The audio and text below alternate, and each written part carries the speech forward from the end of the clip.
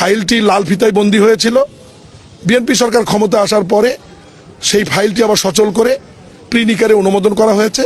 মাননীয় প্রধানমন্ত্রী আগামীকাল আনুষ্ঠানিকভাবে নবসৃষ্ট বগুড়া সিটি কর্পোরেশনের উদ্বোধন করার পরেই এরপরে নিকারে একটা আনুষ্ঠানিকভাবে অনুমোদন করে প্রশাসক নিয়োগের মাধ্যমে এটা কার্যক্রম শুরু হবে এবং বগুড়ার মানুষ এটা অত্যন্ত উচ্ছ্বাসিত। বগুড়ার মানুষ অত্যন্ত খুশি যে তারা সিটি কর্পোরেশন দীর্ঘদিন পরে হলেও এই বঞ্চিত বগুড়ার মানুষ 19 বছরের পরে যে উন্নয়নগুলো দাবি করে আসছে তার একটি হলেও বাস্তবায়ন হবে। এরপরে ওনার আরও ঘোষণা আছে, সেগুলো আসবে। পূর্ণাঙ্গ বিশ্ববিদ্যালয়, বিমানবন্দর, সিরাজগঞ্জ থেকে বগুড়া পর্যন্ত রেলসূতি সহ সড়ক, রাস্তা, সেতু, অনেক কিছু অবকাঠামো উন্নয়ন সবই আস্তে আস্তে পর্যায়ক্রমে হবে। কিন্তু সারা দেশের সাথে তাল মিলিয়ে বগুড়ার উন্নয়ন হবে। বগুড়াকে আলাদাভাবে কিছু করা হবে না।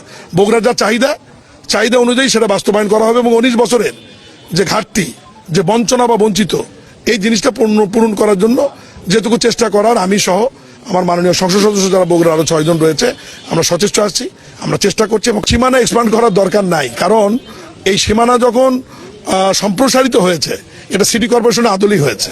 এটা 21টি ওয়ার্ড, বরঞ্চ বাংলাদেশে অনেক সিটি কর্পোরেশন আছে 12টি ওয়ার্ড 16টি ওয়ার্ডও আছে।